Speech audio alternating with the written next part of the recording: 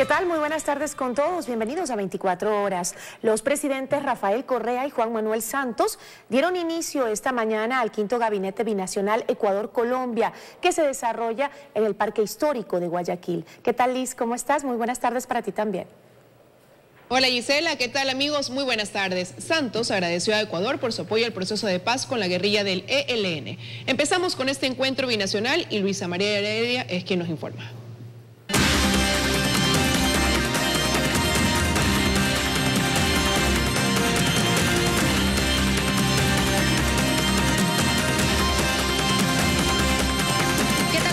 Muy buenas tardes, nos encontramos en el Parque Histórico de Guayaquil, en escenario elegido para el encuentro presidencial y quinto gabinete binacional que en estos momentos se desarrolla con la presencia de los mandatarios de Ecuador y Colombia. Les hemos preparado un reportaje con lo ocurrido en la jornada hasta ahora. La jornada arrancó con el arribo de los presidentes Juan Manuel Santos de Colombia y Rafael Correa de Ecuador a la base aérea Simón Bolívar de Guayaquil, desde donde expresaron su satisfacción por asistir a esta reunión. Una nueva forma de trabajar entre países hermanos por el bien de nuestros pueblos. Por eso hemos venido aquí a ratificar nuestro compromiso con el Ecuador. Tras su salida en caravana, los mandatarios y sus delegaciones diplomáticas se trasladaron al Parque Histórico en San Borondón para iniciar la reunión bilateral a puerta cerrada, con el objetivo de fortalecer la relación entre países en el marco de la integración latinoamericana. Y alrededor de las 11 horas se instaló el quinto gabinete binacional Ecuador-Colombia, encuentro que desde el 2012 anualmente se desarrolla con el propósito de evaluar temas relacionados con seguridad y defensa nacional, infraestructura y conectividad, control en fronteras y otros aspectos de índole social. En el área de seguridad y defensa hemos cumplido 9 compromisos. En infraestructura y conectividad tenemos 13 compromisos cumplidos y 3 en ejecución. En asuntos fronterizos 8 cumplidos y 1 detenido. Hoy estamos aquí para dar solución a los problemas que surgen, para evaluarnos duramente. En el encuentro se definirán iniciativas conjuntas a ejecutarse en el 2017 y que buscan impulsar los compromisos que ya están vigentes en el Plan Binacional de Desarrollo Fronterizo que hay. En materia de seguridad, por ejemplo, tenemos una gran cooperación. Nuestras Fuerzas Armadas se mantienen en permanente contacto cuando hay algún problema, coordinan las acciones y ahí los únicos que pierden son los delincuentes y los violentos. Para la tarde está prevista la toma de la foto oficial del gabinete y la suscripción de la declaración presidencial de Guayaquil. Esto antes de los honores de despedida para el mandatario colombiano Juan Manuel Santos, para cerca de las 17 horas programados. Nosotros seguiremos de cerca este encuentro binacional en el que además de los presidentes participan los cancilleres y algunos ministros de diferentes carteras de Estado. Y para la emisión de las 20 horas le prepararemos un informe más detallado sobre esta jornada.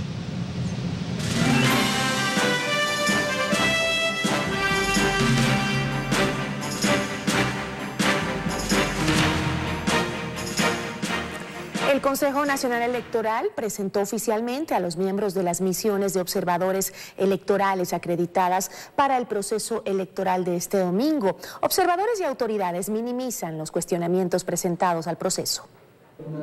Más de 2.000 observadores a nivel nacional y entre ellos más de 200 son parte de las misiones de observadores internacionales que fueron acreditadas por el Consejo Nacional Electoral. La UNASUR, la OEA, UNIORE y AUEF serán los organismos encargados de vigilar la transparencia del histórico proceso electoral que se viene. Ya lo han hecho en los simulacros previos. En realidad no hubo problema con el sistema. Lo que hicimos en los simulacros es justamente ver las contingencias, ver qué dificultades hemos tenido. Obviamente las particularidades y las contingencias son diferentes por provincias. Entonces lo que hemos armado es un plan de contingencias por cada una de las 24 provincias. Las organizaciones políticas que participan en esta contienda electoral no han dejado de lado los cuestionamientos. Por ejemplo, a la existencia de personas fallecidas que aparecieron empadronadas. Esto pasó a manos del Tribunal Contencioso Electoral, pero la denuncia no prosperó. Se hizo la revisión del registro electoral como tal.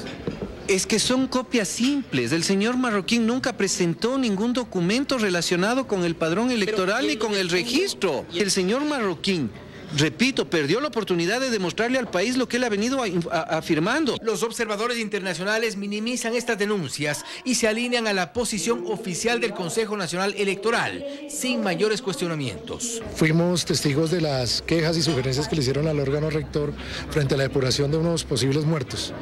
Eso, pues, el Consejo Electoral tomó atenta nota y entrará a revisar. En este contexto y ya con la presencia de todas las misiones en el país, solo se cuentan las horas para el inicio del proceso, en el que más de 12.800.000 electores decidirán el rumbo político del Ecuador. En Quito, Fausto Yepes, 24 horas. El candidato presidencial por Creo, Guillermo Lasso, cerró esta mañana su campaña electoral en la tribuna del sur de Quito. María Gracia Costa nos informa.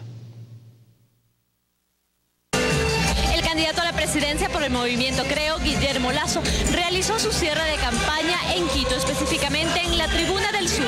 Aquí lo acompañó su familia, su esposa y también el candidato a la vicepresidencia, Andrés Páez. De igual forma estuvieron presentes los candidatos a otras dignidades como la Asamblea Nacional y al Parlamento Andino.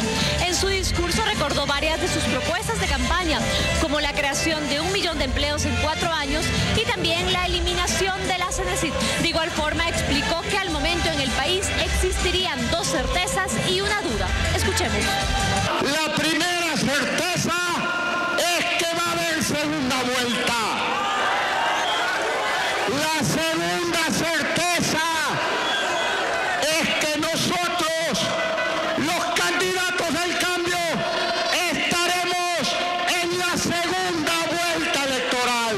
La única duda que ahora existe es quién llega primero, y es muy probable que lleguemos primeros en la primera vuelta electoral.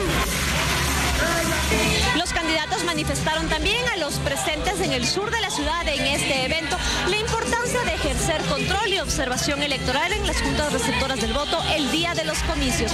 La agenda de Guillermo Lasso continuará con un evento popular en Guayaquil. Recordamos que el último día para la campaña electoral es el jueves 16 de febrero. Y los demás candidatos a la presidencia de la República apuran sus agendas y cierran sus campañas en diferentes ciudades del país. El candidato oficialista cerró en Cuenca, específicamente en la Plaza Otorongo. Después de un show artístico, tomó el micrófono para decir que lo suyo será la concertación. Vamos a entendernos, vamos a oírnos, vamos a escucharnos y vamos a incluirnos. En este evento, Lenín Moreno estuvo solo en el escenario para pedirle a todos defender la revolución ciudadana. Defendamos lo que hemos construido juntos. No podemos volver al pasado. No podemos confiar nuevamente en esas élites que destrozaron el país. Cintia Viteri también tuvo un show artístico, pero antes recorrió en caravana, junto con su binomio Mauricio Pozo, el sur de Quito. Invitó a todos los presentes a virar la página. Se acabó una década de odios y de botar nuestra plata a la basura. Eso queda atrás, eso se acabó. No más vivir de los demás. En el evento estuvo presente el exalcalde de Quito, Rodrigo Paz. Vamos a manejar la economía como se tiene que manejar, como maneja un padre responsable o una madre responsable. Paco Moncayo realizó sus últimos recorridos en Guayaquil, acompañado de decenas de tresimoteros. Saludó a los informales de la entrada de la 8, asegurándoles en su gobierno mínimo subempleo y más trabajo seguro. Con lluvia, Patricio Zuquilanda recorrió el centro de la ciudad. Y hemos pasado 10 años ricos y no hemos hecho la flota pesquera de gran calado ecuatoriano. ¿Cómo es eso? Los otros candidatos cerrarán sus campañas en las próximas horas. Tienen a este jueves 12 de la noche para darle paso al silencio electoral y a la ley seca. Luis Antonio Ruiz, 24 horas. 1.500 personas a nivel nacional realizarán la encuesta a boca de urna este domingo. La empresa CEDATOS capacita a los encuestadores que estarán en los exteriores de los recintos electorales obteniendo los datos. Los resultados se darán desde las 5 de la tarde. El día de hoy estamos haciendo el exit poll. Por favor, ¿me podría colaborar? Con mucho gusto. Así abordarán estos jóvenes a los electores luego de sufragar este 19 de febrero. Se trata del Exit Poll o encuesta a boca de urna. Este domingo, desde las 7 de la mañana hasta las 2 de la tarde, estarán en los exteriores de los recintos electorales en todo el territorio nacional, para lo cual tienen un protocolo a seguir. Preguntarle qué rango de edad tiene, si es mayor de 30 o menor de 30. Depende de lo que me responda, lo registro, empezaría a llenar los datos, en manera reservada se le entregaría a la persona para que vote y lo deposita en la urna. Pasadas las 2 de la tarde, las papeletas serán entregadas para que se realice el escrutinio. Para esto se tomarán 34.000 casos en todo el país. Ese es el tamaño mínimo y suficiente para poder tener un indicador que se encuentra con una distribución normal y que nos permite dar una información con el 98% de confianza. Para que este proceso se lleve a cabo, los 1.500 entrevistadores en todo el país se capacitan desde el martes hasta este viernes. Que ellos concienticen, tengan el ejercicio de conocer cómo es el diseño y luego cómo es el ejercicio como tal y los problemas que se dan el día de la elección. Por lo que el llamado es a los ciudadanos que este domingo acuden a votar. Ustedes, ecuatorianos, están ayudando a que la población tenga conocimiento de los resultados más probables del sufragio apenas se cierran las urnas.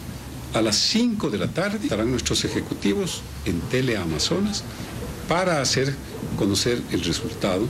El mismo que tendrá un margen de error probable de más o menos 2 a 2,4%. Y recuerde, este domingo entérese de los resultados a las 5 de la tarde, primero en Teleamazonas. En Quito, Andrea Samaniego, 24 horas. Continuamos con más información. Fue calificado el proyecto de ley para la reestructuración de deudas de la banca pública y la banca cerrada. El objetivo es flexibilizar el cálculo de las deudas, aunque los afectados por la banca cerrada consideran que el proyecto no los beneficia. Un nuevo proyecto de ley económico urgente enviado por el presidente Correa rompe el receso legislativo y los asambleístas deberán empezar a discutirlo. Se trata del proyecto de ley para la reestructuración de deudas de la banca pública y cerrada que establece ciertas condiciones de flexibilización del cálculo de deuda, plazos y procesos coactivos. Amplía los plazos, propone un nuevo programa de reestructuración de esos créditos. Los procesos coactivos se suspenden. Para el caso de los deudores de buena fe de la banca cerrada, el proyecto pone algunas condiciones para la reestructuración de sus pagos. Siempre y cuando no haya habido más de 2 pagos consecutivos impagos, ¿sí? Tendríamos que estar al día en las obligaciones que ya han caído nuevamente en mora porque no se ha podido pagar. 18 años sin poder tener una libreta de ahorros, una cuenta corriente, impedidos de salir del país. Los bienes ya han sido rematados. Y si el Banco Central no produce la transparentación de las deudas, ¿de qué estamos hablando?